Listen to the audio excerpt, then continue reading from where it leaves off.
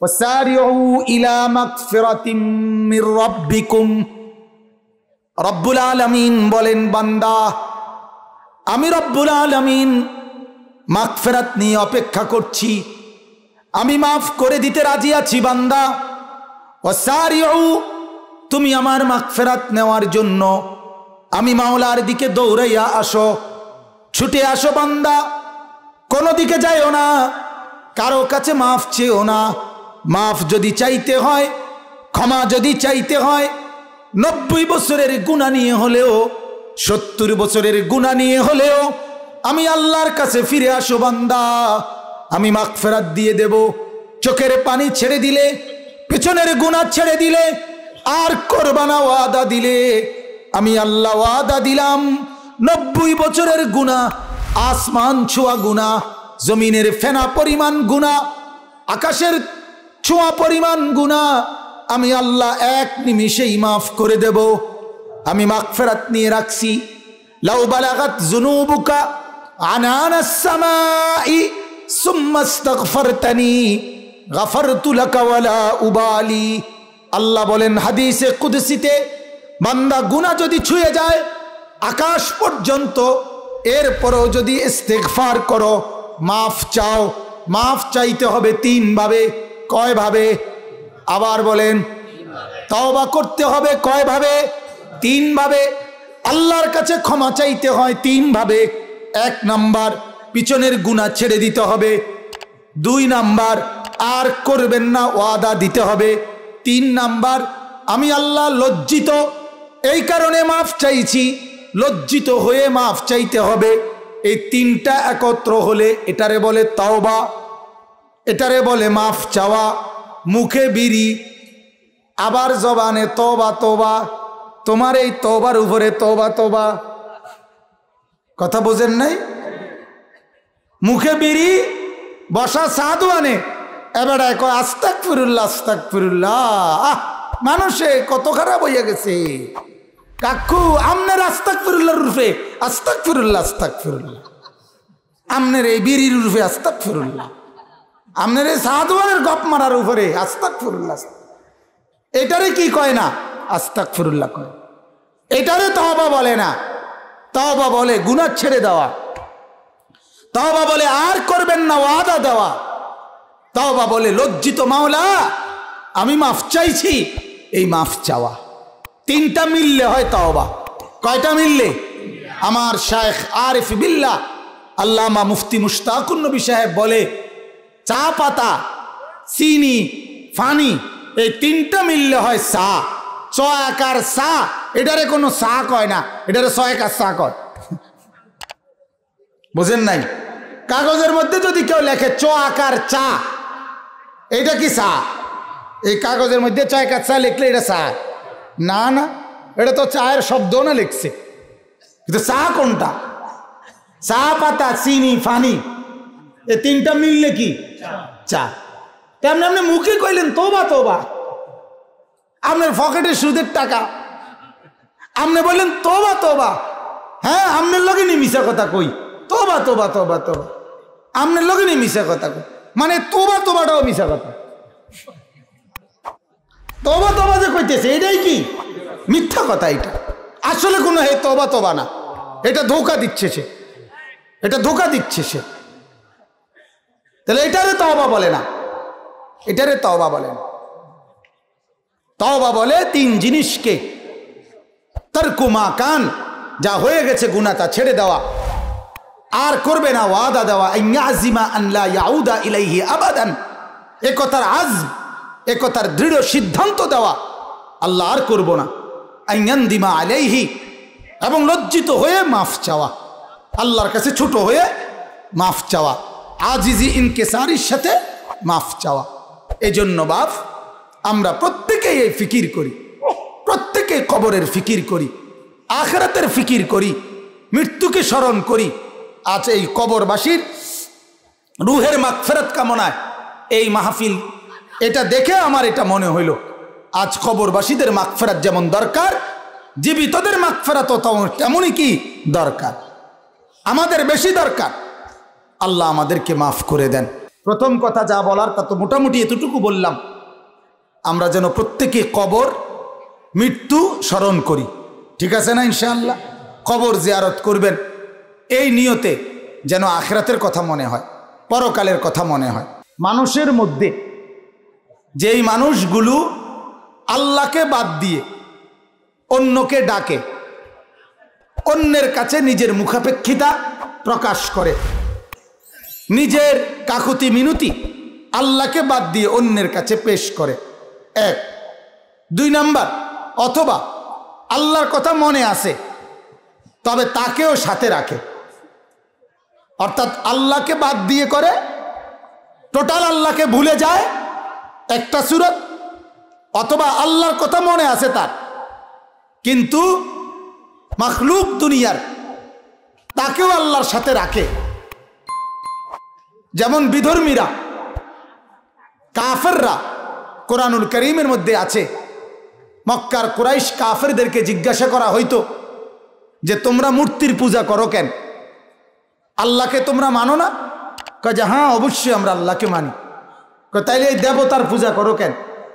কয় যে এই কারণে এগুলার পূজা করি, আমাদের বিশ্বাস এগুলো আমাদেরকে আল্লাহর কাছে আমাদের পক্ষে সুপারিশ করবে।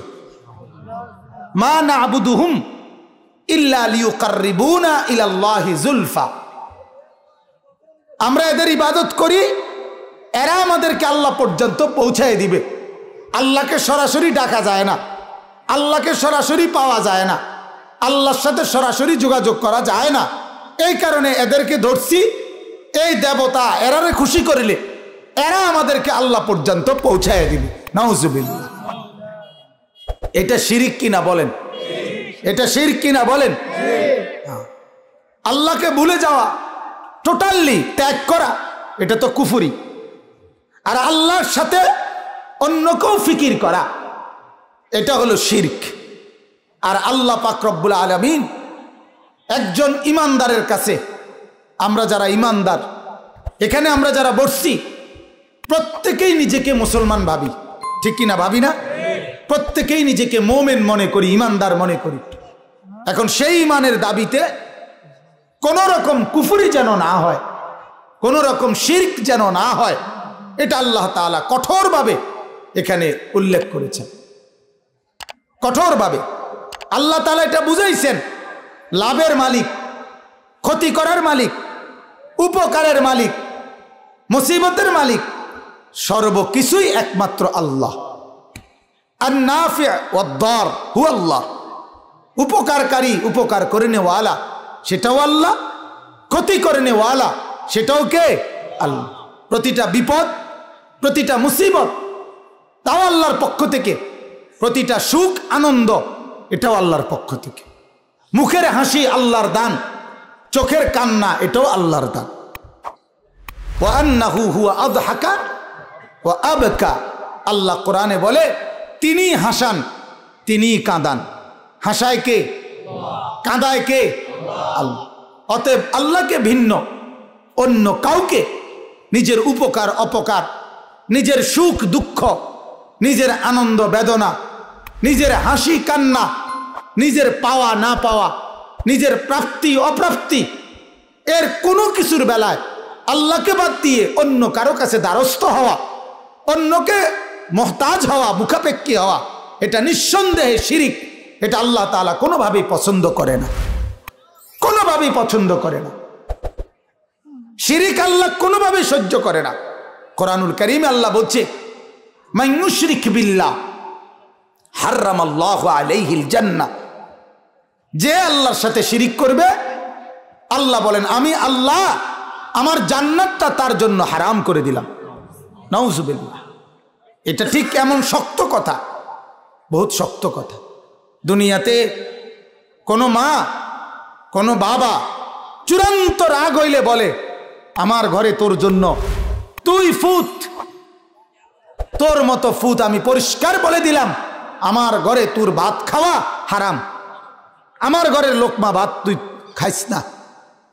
এটা বাপ যখন চূড়ান্ত রাগ করে তখন এই কথা বাপে বলে, মা বলে। রব্বুল আলামিন শিরিক করলে সর্বোচ্চ রাগ হয়, বেশি রাগ হয়। আল্লাহ তাআলা সহ্য করতে পারে না। আজ আমাদের আচরণের মধ্যে বাপ অনেক বেশি মখলুকের মহতাজি। নিজের ছেলে ওনার দৃঢ় বিশ্বাস সুদে টাকা লাগাইয়া হইল, যেমনে পারি কিস্তিতে পারি, সুদে পারি, ফত্তনে পারি, লোনে পারি, আমি থাকতে যদি আমার ছেলেটাকে কোনোভাবে বিদেশ পাঠাইয়া দিতে পারি বা বাজারে দোকান করে দিতে পারি অথবা চাকরি নিয়ে দিতে পারি, তাইলে আমার আর শেষ বয়সটা আরামে কাটবে, সুখে কাটবে, কষ্ট হবে না। এই লোকটার ধ্যান থেকে আল্লাহ বিদায় না? কথা বলেন না কেন? যদি আল্লাহ বিদায় নাই হতো তাইলে আপনি এই ফয়সালা কেমনে করলেন যে এই ছেলেটা উপযুক্ত হলে আপনার ভবিষ্যৎ বৃদ্ধকালে এই ছেলেটা আপনার সব কিছু দেখবে? তার কি নিশ্চয়তা আছে? হাজারো লক্ষ পিতা তার ছেলের জন্য রক্ত পানি করে সব ব্যবস্থা করে দেওয়ার পর সন্তানকে বিয়ে করাইবার পরে 6 মাসের ব্যবধানে সেই সন্তান তার বউ নিয়া আলাদা হইয়া জীবনের তরে বিচ্ছিন্ন হয়ে যায়। সেই বাপ আবার আগের মতোই, সেই মা বৃদ্ধ আবার আগের মতোই নিজের চুলায় নিজেই রান্না করে। এ কি একটা দুইটা ঘটনা? এরকম কি একটা দুইটা?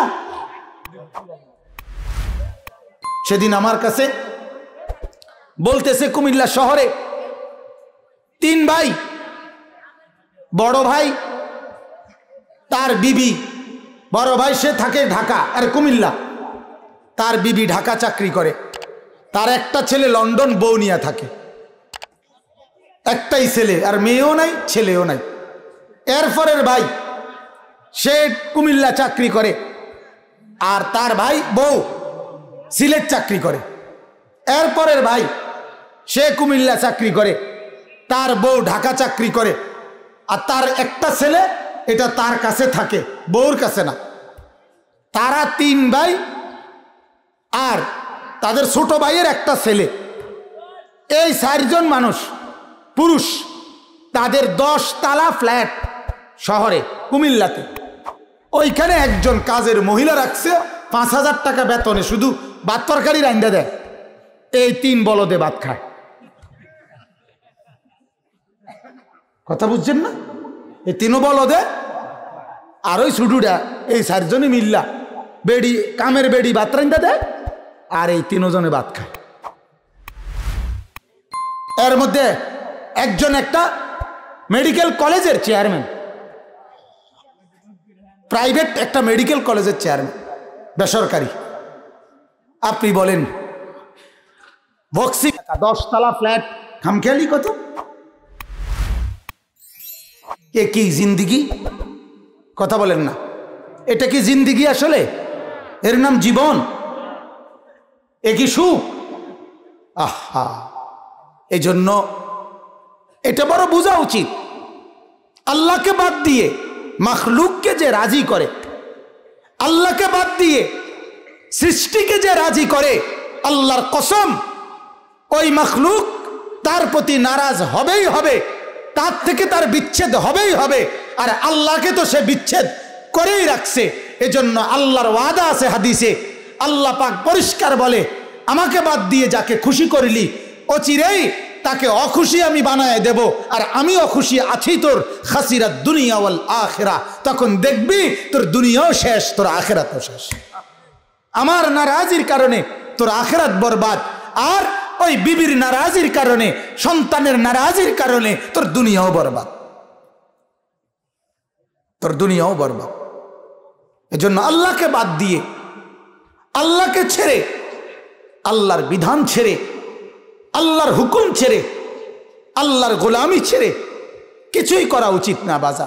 অতএব আমি আপনাদের কাছে এক দরদি ভাই হিসাবে, আপনাদের এক প্রিয়জন হিসাবে, পরিচিত মানুষ হিসাবে শতভাগ আন্তরিকতা নিয়ে বলতে চাই এটা, যে আল্লাহকে নারাজ করে ছেলেকে খুশি করেন না, আল্লাহকে নারাজ করে মেয়েকে খুশি করেন না, আল্লাহকে নারাজ করে বিবিকে খুশি করেন না, আল্লাহকে নারাজ করে মাকে খুশি করেন না, মাকেও না, বাবাকেও না।